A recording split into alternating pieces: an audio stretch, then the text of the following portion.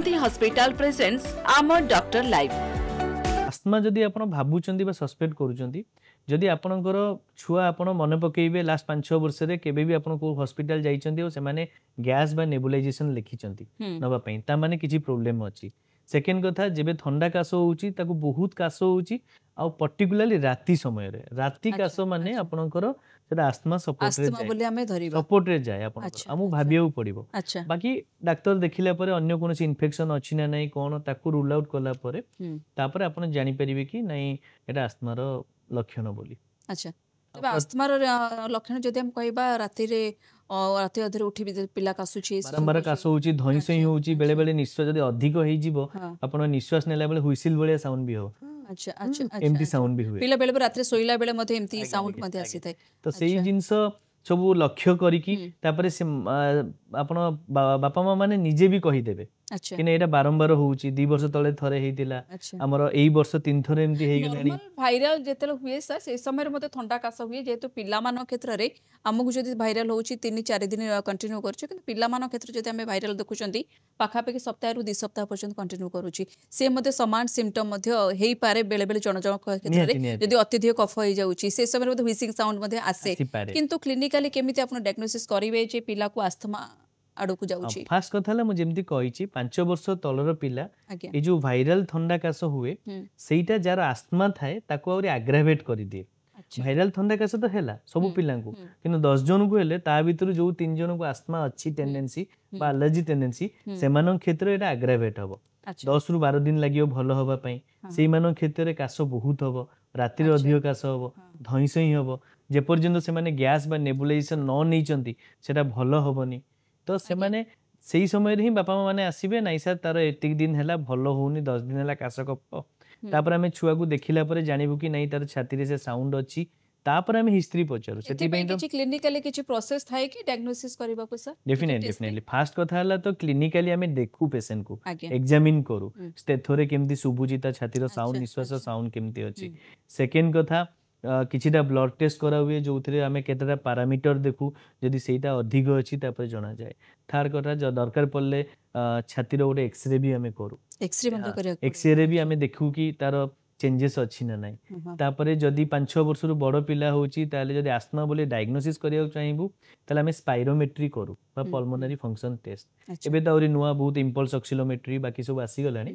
तो केतटा basic blood investigation fast कथा हला लक्षण और हिस्ट्री बापा माँ माने ही आमको जणई दियंती कि नहीं छुआर आस्थमा हो पार माने आमे आम हिसाब से पचारू बट से जमी कहती तो से आम जानी दो बहुत 50% से जना पड़े तापर छुआ को देखिला परे आ किछिटा ब्लड टेस्ट आ एक्सरे एमती किछि एज ग्रुप अछि कि जे 5+ पिला को आस्थमा हुए 5 बिलो 5 आस्थमा हुए नहीं एमती किछि एज ग्रुप अछि नहीं नहीं सेमती नहीं हमर आपनकर जो आस्थमा गाइडलाइन को हमें समस्त फॉलो करू जाकू हमें जिना 2025 एबे रिसेंटली आसी जिना गाइडलाइन बोली को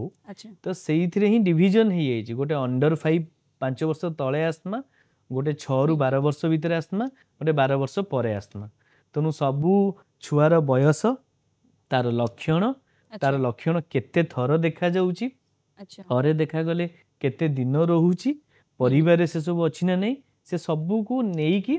हमें डायग्नोसिस करू सर न्यूबॉर्न बेबी कथा कहिबा न्यूबॉर्न बेबी को क्षेत्र रे पेरेंट्स माने मधे नुआ नुआ तांकर एक्सपीरियंस हेता सेते बेले केमिति डायग्नोसिस पिला मानक क्षेत्र रे बापा माँ करंती ता सहित सबुटो बड़ चैलेंजिंग निहाते बारे आपण मानक पई होथबो जेतले न्यूबॉर्न बेबी 2 मास 3 मास कथा कहूची पिला देहितिबो से समय आपण केमिति कोन डायग्नोसिस करंती केमिति कोन टेस्टिंग करंती नहीं न्यूबॉर्न मानक क्षेत्र रे हमें नॉर्मली आस्थमा बोली केबे भाबुना से कारण से मानकर न्यूबॉर्न बा प्रथम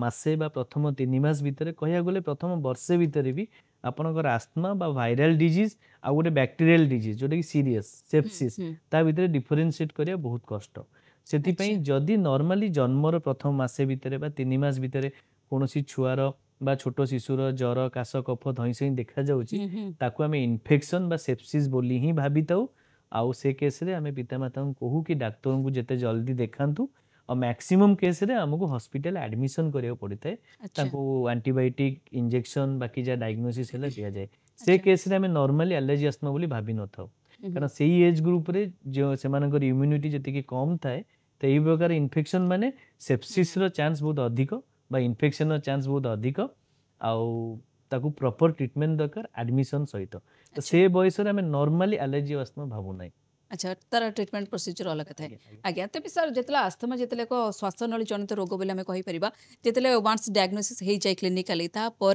केमी कौन ट्रीटमेंट आप फॉलो कराती हाँ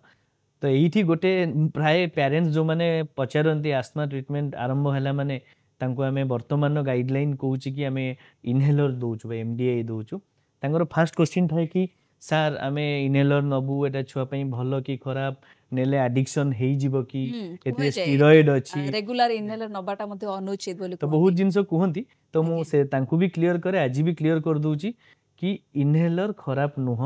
आ इनहेलर एडिक्टिव नुह आ आमको गोटे जिंस जानिबार अछि जदि कोनोसी रोग अछि ताकू आमे निराकरण करिया